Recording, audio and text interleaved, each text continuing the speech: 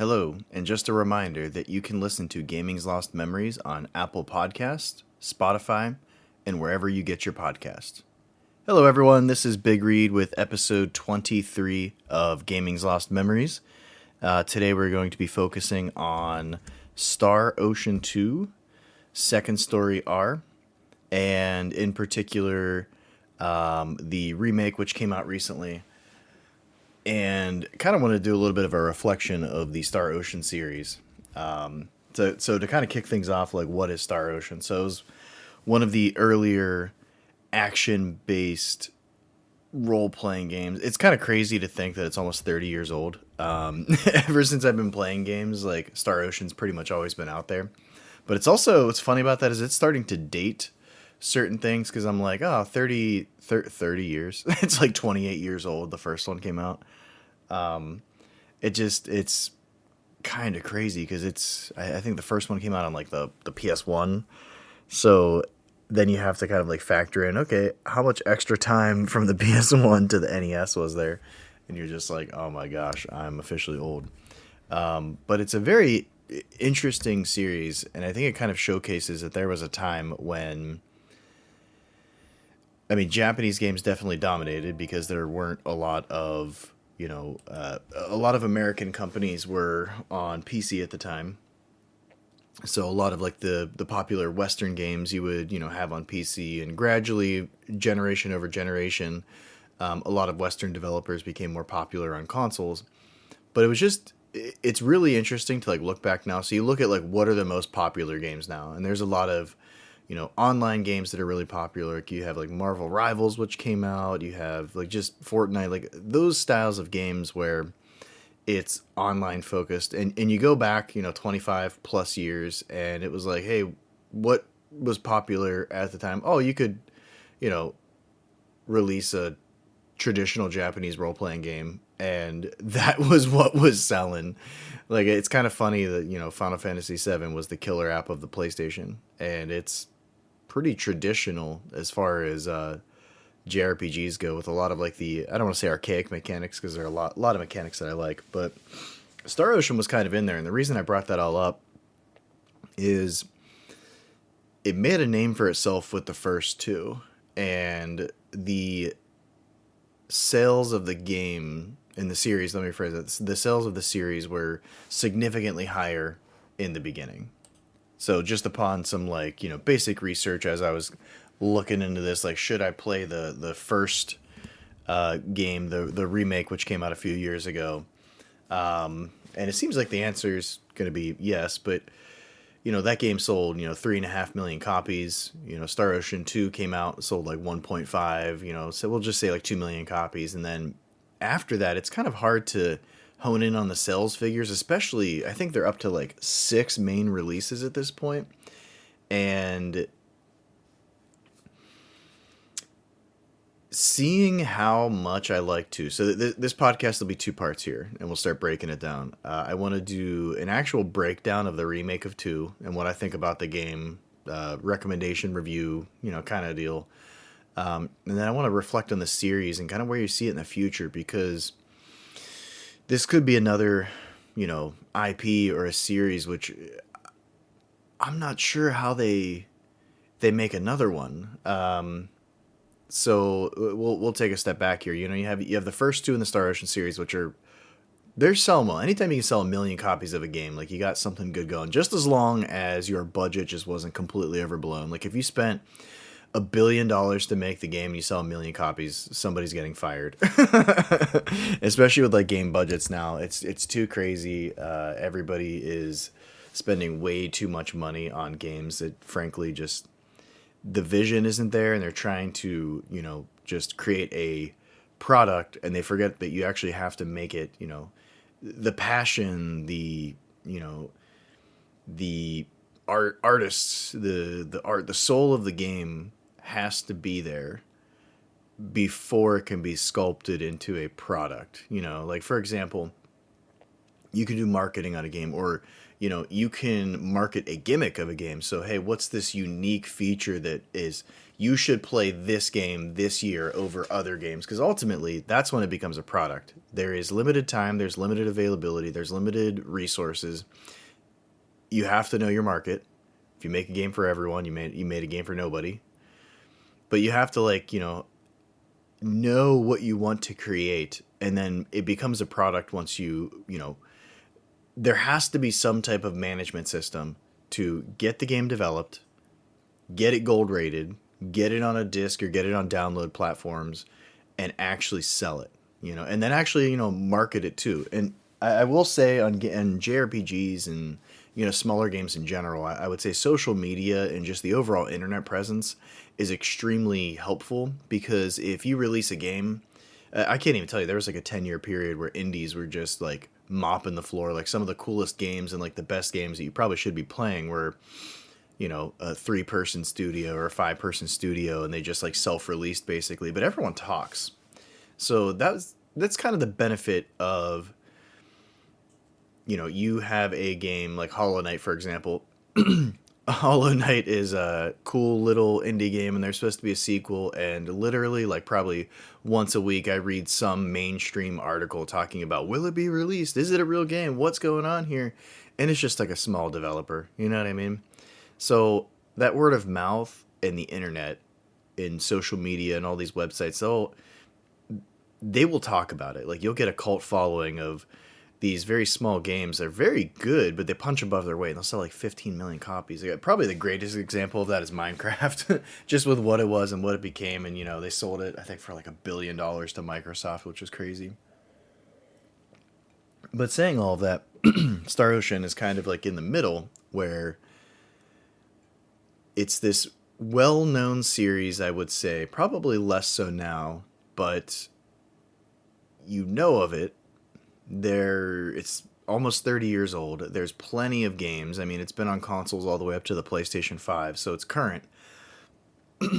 But how do you market this game? Like how do you get this series into somebody's hands? And with the success of JRPGs like the Persona series, and pretty much everything Atlas is doing, you can see there is a desire for even what is considered like archaic mechanics, because it's a new product, it's engaging. Like every time you play it, you're drawn in. So that is there, but it's like Star Ocean is almost kind of bigger than it being treated like a mid-range, title or an indie title. So, but the expectations are higher than that. So for the series overall, Square Enix is in kind of a predicament. We'll jump into Star Ocean 2 here in a second, but they're kind of in a predicament because it's not selling to what the brand should be doing. The flip side is, for Square, you can't spend 5+ years making one game on, they have a habit of creating game engines and doing like all the silly stuff of just not releasing content. So, or, it has to have the Final Fantasy moniker on it. So there's all these spin-offs with Final Fantasy, which isn't a bad thing, but you got to have your main bread and butter. So your main bread and butter, that's Final Fantasy, the main series. Then you'll have like a few other titles. So probably that, Dragon Quest, and then you do need your spin-off titles, and then you need to go to like your other intellectual properties that you own, and are you producing games in that? Because you need more product and more things kind of out for people to play and consume, because you can't just release a game every 5 years. Like they're a huge company, like they have to be releasing software. Like that's what they do. So having an IP like Star Ocean is beneficial, but it's like, what do you do with it now, right? So now we're going to take a step back. I want to jump into Star Ocean 2.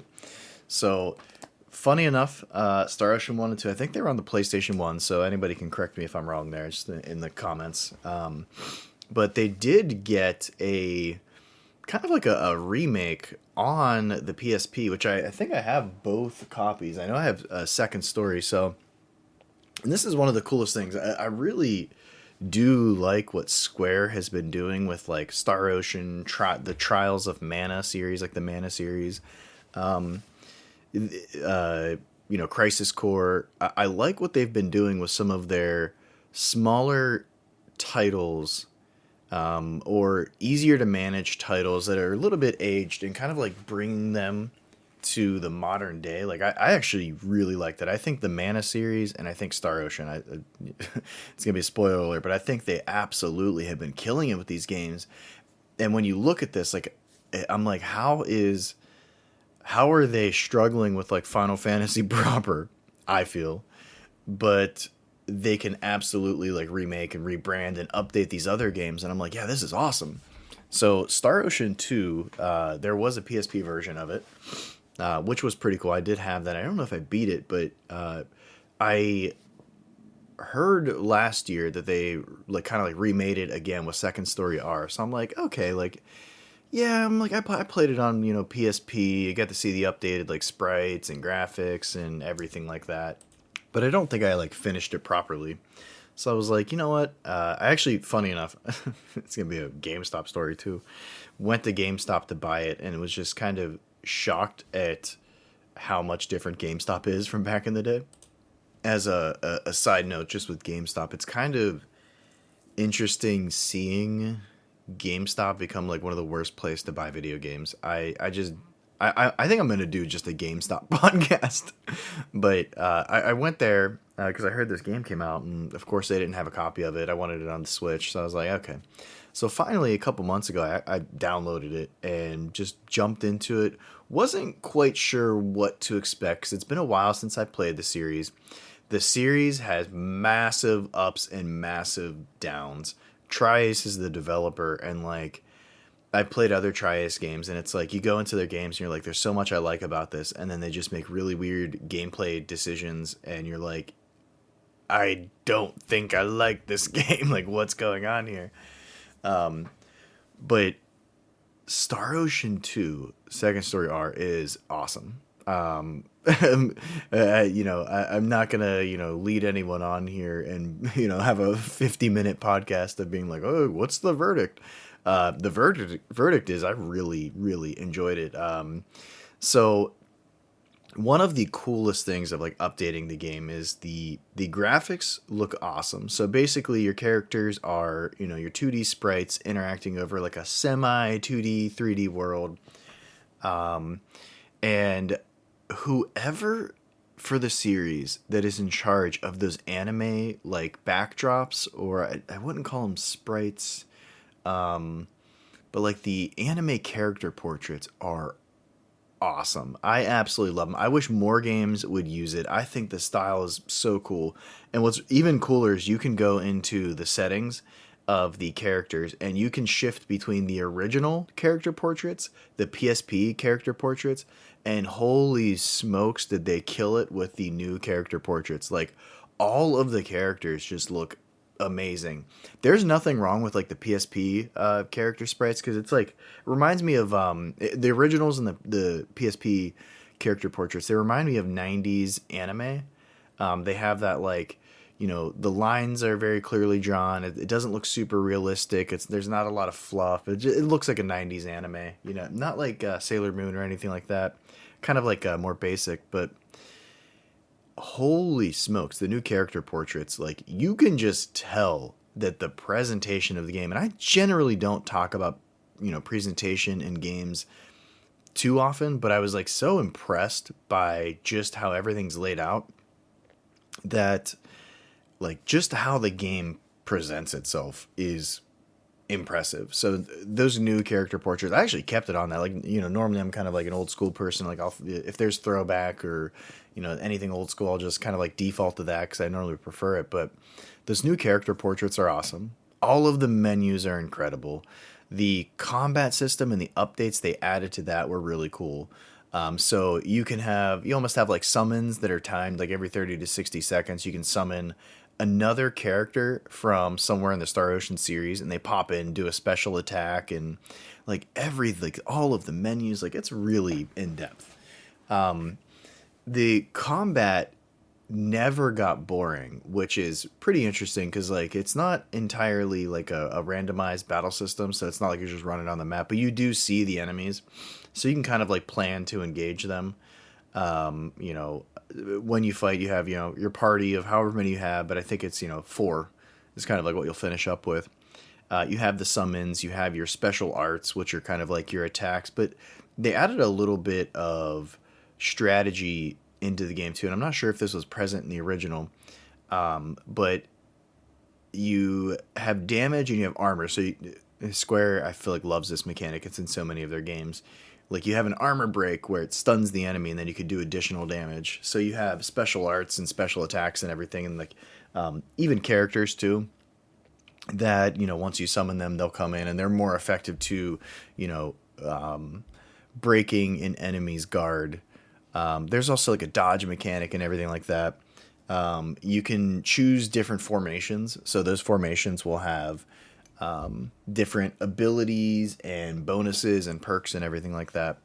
What's really cool about it is as you're battling, they'll drop gold orbs. So like as you're countering, kind of like doing things like effectively and not getting beat up, and your characters aren't dying, you can get like bonuses. So near the end, I ended up using a formation that was like super defensive. That, you know, just if you had 300 or 300 of those gold orbs, you took like half damage or more. It was really cool. But one of the most interesting things about the combat system is it doesn't overstay its welcome. So you go into a battle, you kind of kill everything, and each time I went into a battle, that addictive quality of this is fun, this is enjoyable. You know, it is action based, and I'm good with, you know, turn based or action, but in this scenario, it is action based, and it doesn't overstay its welcome. So you don't have like, you know, just random battles that are you're just like, please, like, get me out of here. What's also cool too is, you know, the leveling system. So not only is the combat system very engaging and very fun, and right until the end, like I was even, you know, grinding at the end and finding enemies and everything like that, just because like it was enjoyable. Like I did not get bored with it, and that a lot of JRPGs will kind of overstay their welcome when you're 40 hours in and you're like, okay, like we got to wrap it up. Like, let's get to the story. Like, you have to make sure your gameplay and your combat system is engaging in those titles. And they just, Square absolutely killed it with this. Like, it was enjoyable all the way through. I was thoroughly impressed. The leveling system is also very surprising. So you have like your standard statistics, your stats, and everything like that. And then there's probably like 75 other things that you can level up. So there are combat skills, which you can level up. So like, hey, you'll feint attacks higher if you invest more into this. Hey, you'll dodge. Hey, you'll take less damage. All of that is awesome. Like it's almost kind of confusing, but it really made me think from like a development standpoint that if you kind of just like cram a bunch of stuff in and it kind of makes sense, like let players kind of figure it out, because there's so much to the system.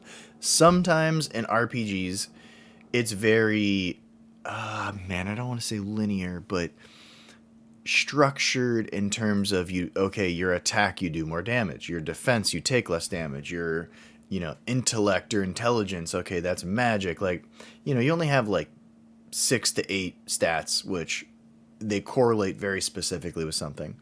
But what was also cool about this leveling system in Star Ocean 2 was, you know, there were other abilities they could utilize of like, you know, you're running around on the world map and your party will automatically go and block enemies from running into you. Or, you know, penmanship, like you can learn to craft letters, and it boosts things. It gives you like special items to use in combat or out of combat. You can have a chorus. Like there's like all this like random stuff, and there's like probably like 50 of these, but they also impact your stats. So, you know, you might level writing, you know, which gives you a X, Y, and Z item to use in battle. Or crafting, you know, or anything like anything you would expect out of like, you know, kind of your character developing something for your party, you know, making items, you know, making equipment. But it also increased your stats when you leveled that up. And as everyone got to like level 9 and 10 for those secondary, unique, usable stats, you know, you could, basically they became more proficient in it. But the coolest thing was which I probably didn't notice until halfway through. I kind of went back into the game blind. Was it will impact like your stats in combat. And I just thought that was absolutely awesome because that gives so much. Like you can go grind, you can not like you can do all of these other things of leveling and developing your characters and really impact them uniquely, and like it's enjoyable because then because there's SP, BP, and experience. Now there's three things that as you're developing your characters and working through them and leveling them and all this stuff, it's really engaging and fun. Like the back end systems are just there's a lot of meat on those bones, and they could have easily just not have had all of that. But I think it's one of the best things about the game is how in depth and interesting and dynamic. There's like so much for the player to kind of like focus on and do. And anytime you fight a random battle, you're getting some BP, you're getting some SP. So it's like, okay, this is good. Like you're getting some development out of it. I the story as well. I kind of want to focus a little bit on this because I can't tell you for how long and how many games that I have played that are just angsty, kind of like your angsty teenage drama level experience of what you're kind of getting at the title with odd localizations, weird translations of like JRPGs where it just didn't come through. Like you play like one of the main staples. I'll use a game that's not that old. Well, kind of old maybe, but like Final Fantasy X, like even with all of the Titus/Titus, I will call him Titus for the sake of this podcast and my sanity. Even with the complaints about him, the game is still absolutely amazing. Like I thought the voice actors did well. Like it didn't come off as cheesy, and for whatever reason, from like 2000, oh geez, probably like 5 to 2006 for the next decade, it's just like everybody just became cheesy. So I don't know if it was like the voice acting, and sadly Star Ocean's experiences that too, but it's just like I'm not relating to anything. And it was incredibly refreshing to play this game, know how old it is, like the source material, how old it is, and just to see of like I can understand these characters. They have depth. They don't come off as cheesy. Claude, like your main guy. There's Kenny. Claude Kenny? I can't remember.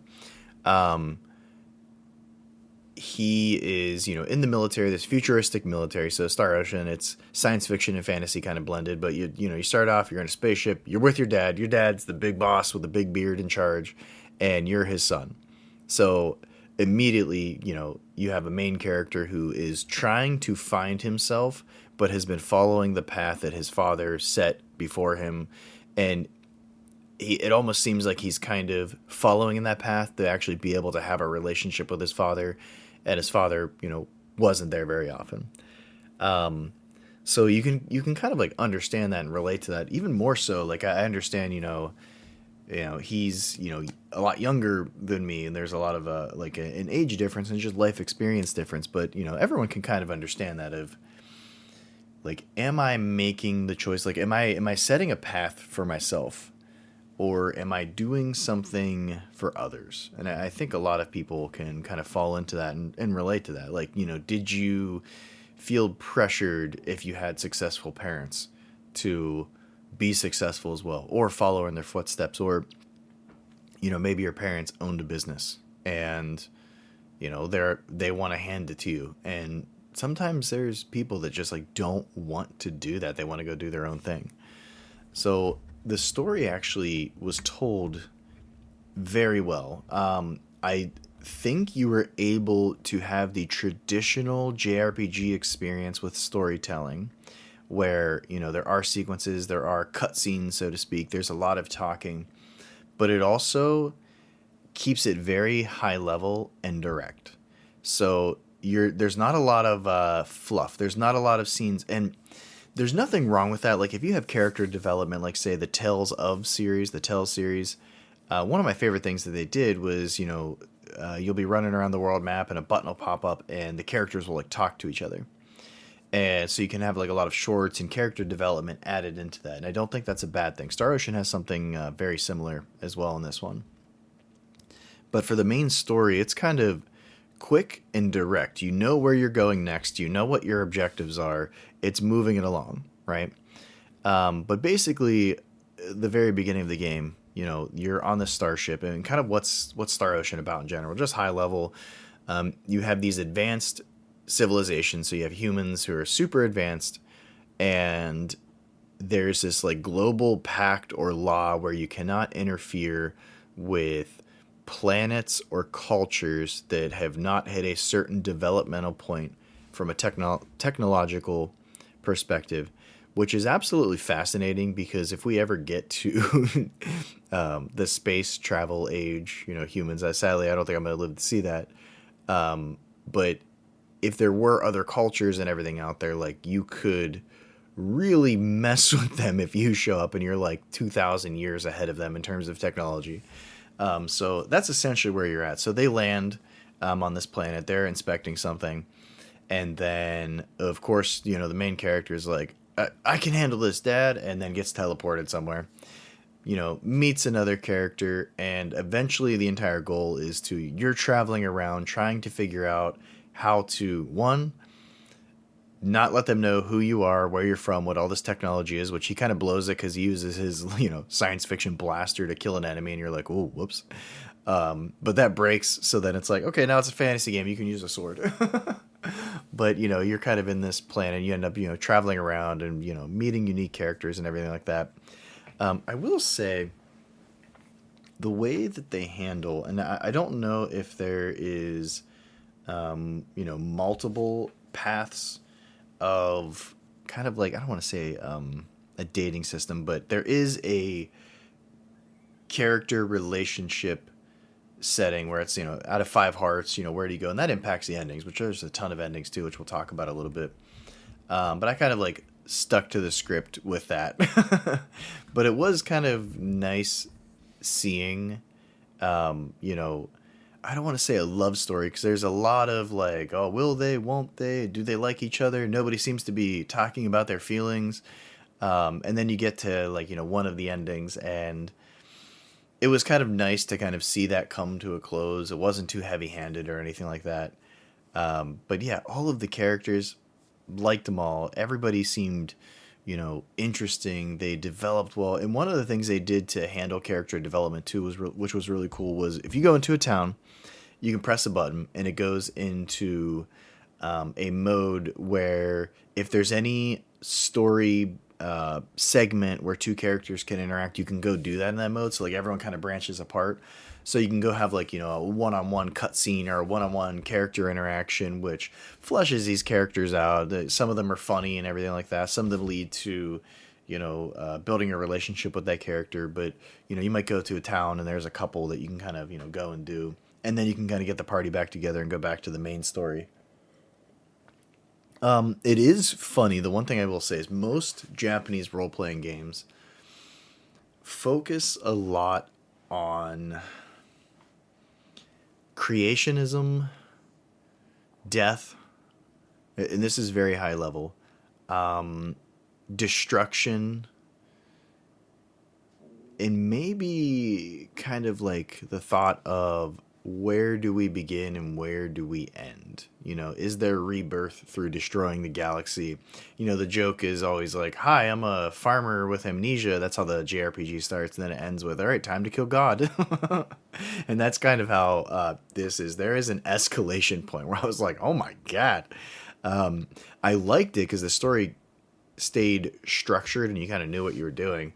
But, you hit a certain point and then you meet 12 characters, the 12 wise men. And this is where it starts. They all have biblical names and everything like that. But that kind of hit heavy and hard. It went from like, okay, we're trying to discover something. There's information that we have about this sphere that we think is related to getting our main character back to his, wherever he's at in the universe. Not a different timeline, but where he's at in the universe. Like his father and the spaceship, they're trying to find him, right?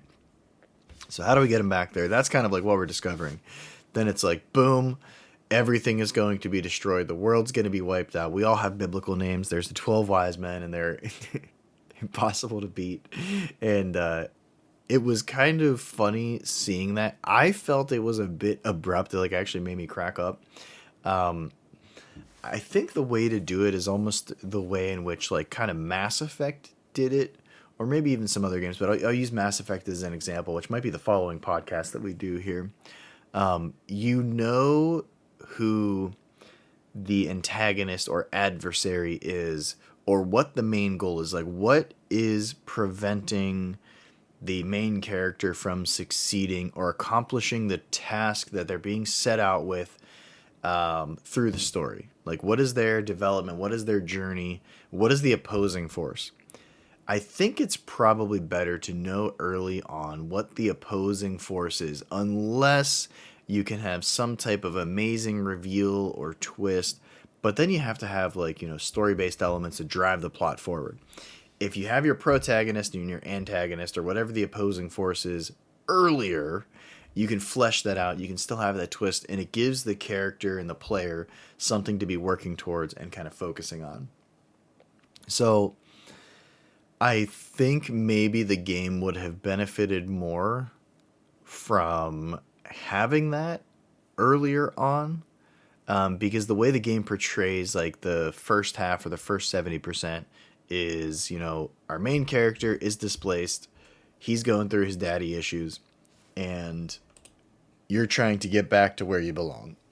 So there's some mystery, you're talking to some people, like you're exploring the world, like all of that is there, but that severe opposing force, it would kind of crack me up when they're like, we're the 12 wise men, we're wiping everything out, and the planet's going to, or the solar system, or the universe, whatever you want to call it, is going to get wiped out. This is what we're doing. And you're like, holy smokes. Like, they kind of came too late. Now, the rest of the story is like, you're sprinting basically towards, so the story is engaging at that point into the end of the game, because it's like, your goals, what you're doing. You're still getting those unique twists. You're still learning about, other planetary systems and cultures and all of this. So it's good. It doesn't, there's not a lot of lull, especially like the second 30% of the game. But I was also pleasantly surprised, and I'm definitely going to be doing a New Game Plus on this. But I was pleasantly surprised that as I was at the end, I'm like, man, I'm still leveling up. I'm still doing all this. And I still have a lot of like SP and BP to like level up my character abilities and everything.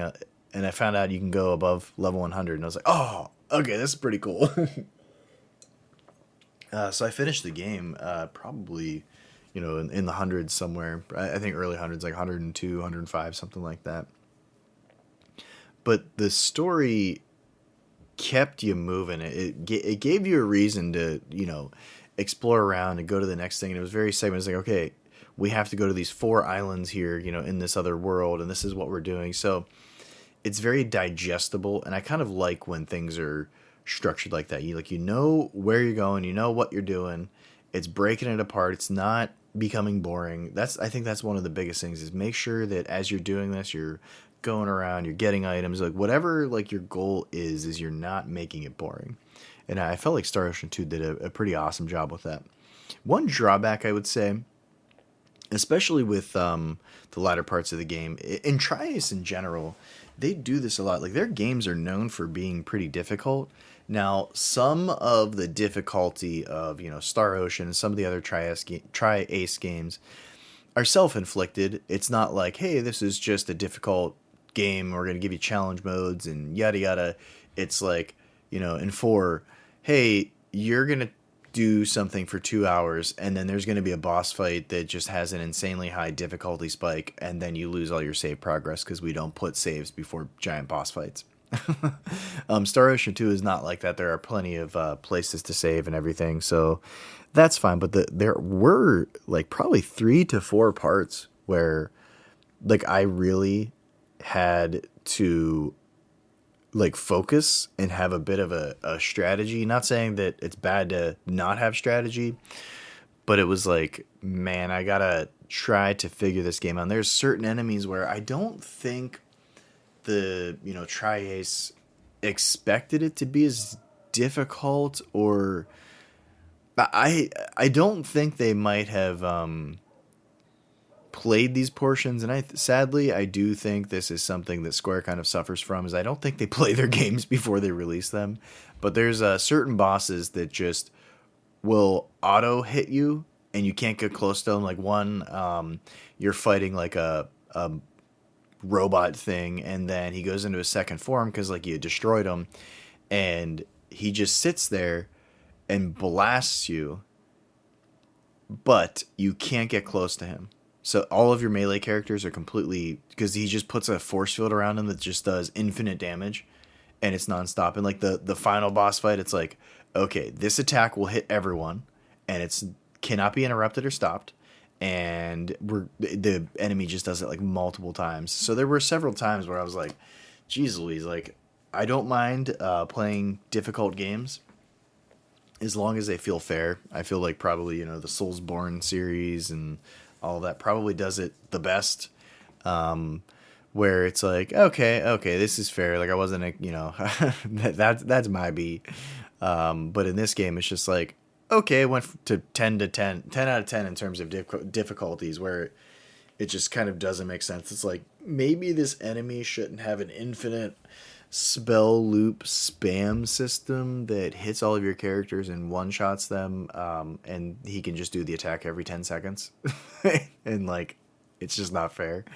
I did get through the game, but that was kind of like the downside, is like a little bit more balance in terms of your, boss fights. Like your boss fights should be a lot of fun. They obviously should be more difficult. They should have more hit points. They should have powerful attacks. Like, oh, that's pretty cool. But what you don't want it to be, it feels unfair. Or you start attacking an enemy and like playing the game proper, and they just do a magical spell back to back that just kills you, and it's like, okay, come on. Like we shouldn't have one shot kills here, because then you're just using the items. Which the items in combat, that's another thing I want to highlight. They actually do it pretty well in this. Like you probably want to be using items, and there's a time limit, so it's like, hey, you can't use an item constantly, like it's every 10 seconds or whatever the refresh rate, the time limit of like when you can use items. So I think that was pretty functional and good. Like I kind of kept items in combat, especially revival items, pretty frequently. I pretty much always had, so they did a good job there, because I can't tell you how many times I played an RPG and I'm like, well, you're giving me usable items that I will literally never use. Like I'll have a bunch of potions, but I'm going to use them for after battles. But to talk about that too, kind of like the out of battle item system was like the cooking system. I just enjoy that. The only thing I feel like I cooked a lot, and I got a lot of the characters leveled up in cooking, but I couldn't find food items that gave you perks in battle, and I couldn't find food items that gave you more than like 2 battles. So like my characters, these guys were gonna be big chunguses, because we were eating like constantly. I was like, we'll heal and we'll get more like experience and everything like that. So to kind of wrap up Star Ocean 2, first and foremost, I think anybody that likes role-playing games, I think this is a notable one. I wouldn't put it in like the top 10 of like, oh my god, if you like JRPGs, these are the 10 you need to play. Like I don't think it would make my 10. But what I will say is it definitely needs played. And it's like, hey, have you played Star Ocean? No, play 2. That's where I'm going. We're not going to mess around with kind of like where the series is going. That's kind of what I wanted to wrap up as well with, is kind of where is the series, where is the reflection. But let me finish up. This is a game, if you like role-playing games, that you need to play. It is good. It holds up. The remake is awesome. I didn't have any issues with it on the Switch. Absolutely loved it. I enjoyed the story. I enjoyed the leveling system, the combat system, the presentation too, which I normally don't highlight, but like those character portraits, take note. Cool looking, awesomely designed character portraits like that. I love them. The anime style is like really cool. Highly recommend that if you're making like a role-playing game, really vibrant, breathable, like cool character portraits. A+, loved it. But definitely I think it's a game worth playing, and it is kind of the crown jewel of the entire series, which we'll kind of spend probably 10 minutes kind of wrapping up here to talk about that. But if you like role-playing games, highly recommend it. I enjoyed my experience. Probably going to do a new game plus on it. And or at some point I'm gonna download the remake of the first one, because everything I've read is they basically tried to make it like two. So you have your story of one and kind of the characters, which I think the jump in character development and unique characters was pretty significant from one to two. I couldn't even describe the characters of one, like they're super plain. But what I will say is, like, it was such a good experience that I heard that one plays a lot like two, and that was their goal, was try to make it like second story, or let me not say second story, but try to make it more like two. So I think I am going to download it because of how good that experience was and how much I enjoyed too. Probably you're looking at, I think mine was like 30 or 40 hours to beat the game one time. There are like 99 endings, so depending on all of the characters that you recruit and everything like that. What was nice too is, like, if you get to the ending, any characters you recruited after you beat the game, you can actually go and watch all of the endings related to them. Like, you don't have to beat it again in a special way, which that's just kind of another plus. Like, you're and it's unlocked after beating the game, which is like fair. So there was just a lot of kind of love.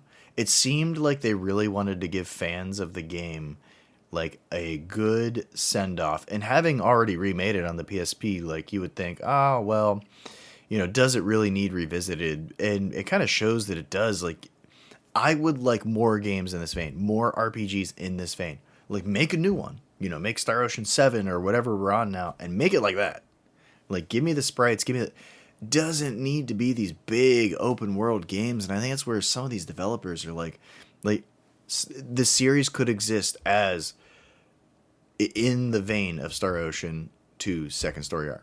Like, boom, leave it like that. You don't have to make everything so fancy and open world and big.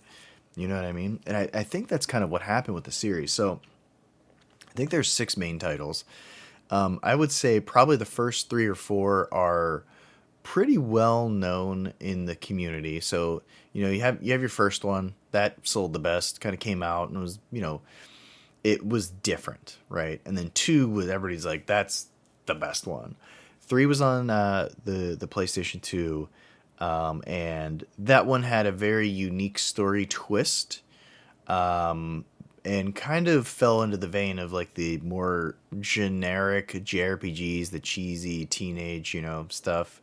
So, and then 4 was just such an odd game, and then doing some research to kind of like prep for this, like, where do I see kind of the series going? And sadly, unless Second Story R sold really well, I can't imagine they just dropped the ball. Like, 5 everyone hates, like, even the fans of the series, just based upon my research, it's like people that are going to go to a unique small community to talk about the game are like, 5 is just bad. And it's like, oh my gosh. 6 seemed kind of interesting, but it was even hard to find sales figures as kind of time went on, which is normally like isn't the case. It's pretty well documented, but what I was seeing was kind of shocking. Like, there was a big drop off in terms of sales, and I guess I don't know what you would call it, like consumer desirability. But saying all of that, I do think there is a market for it. I just think maybe keep the series where it can be successful. So, Second Story R style, where, it's more kind of old school, but easier to develop. You don't have to have a huge budget. Like, maybe focus on that. I would like to know, inside Square's offices, in these meeting rooms, like, what are they talking about? Like, hey, we need a game to be open world because open world's popular. But I don't think that's the case, especially like Star Ocean. I don't think you have to spend millions and millions and millions of dollars and have this huge budget and then need to sell multiple millions of copies to recoup it. Like, I feel like you could have a smaller team kind of working on this remake style, but make a new game with new characters. I think you could do a really good job with that. But I think the series is just dropping off in terms of popularity due to the quality of the games kind of dipping after 2. It was, kind of the way that people think about it is 1 was good, 2 was an improvement in pretty much every way, And then after that, you're not seeing the improvements. You're seeing frustrating gameplay. You're seeing, oh my gosh, I watched voice acting of 5, and I was just like, oh boy, I would almost rather not have voice acting with how it was kind of turning out. So what I will say is, I hope Square sees some success with this remake, because it is an awesome game. Not only does it hold up, but everything added and put on top of it, I just fun, loved it, think you should play it. But maybe that's where the series should stay, is in that development style. We don't need big open worlds. We don't need, 3D characters. We don't need the best, craziest voice. Like, it doesn't have to be a giant open world experience. Now, if you can make that game, and that is where you see, you know, that series, like Square sits down and they say, this is where we want it. This is where it's going to be the most successful. And this is how we can best present our art and our product, then do that. If not, I'm telling you, like, the Star Ocean 2 remake, it's better than anything that came after it. So it's like, well, maybe we keep it there. Maybe we keep the budget a little bit lower. Maybe we make a really solid game where we can sell, a few 100,000 copies and, make a profit. And I hope that they focus on the Switch 2 as well and getting their content, because there seems to be a community, or I would say a community for just about any of these like smaller titles, because there are so many Switches out there. There are so many, there's gamers bought that system. They're like, I want to play video games, and like I like the depth that the Switch library has. So I hope they bring 5 and 6 to the Switch too. I think that would be, as long as they can do it from a cost-effective perspective, I would like that, because I would like to play those games, and I don't necessarily want to sit down and, like, I might be able to stomach them, especially 5 a little bit more. Like, the ratings of 5 were just like 50%, which is kind of crazy for a series, that, they were already around like 70% before 2, or after 2, excuse me. So where will the Star Ocean series end up? Is this something that Square will pull the plug on? My recommendation from a business perspective would be no, but you found a way to enhance and modernize this series and keep the quality there and keep it fun and keep it awesome, and maybe not blow your budget out. Like, maybe the market's not where you think it is. So I would like for Square to kind of reanalyze that and maybe make another game like this. Because I'm going to buy the remake of the first one now and play that, just because it's like, oh, it plays like 2 with all this. Okay, yeah, I'm sold. You know what I mean? So I would like to see the Star Ocean series continue. I would like to see it go where it might be more welcomed, in the Switch community.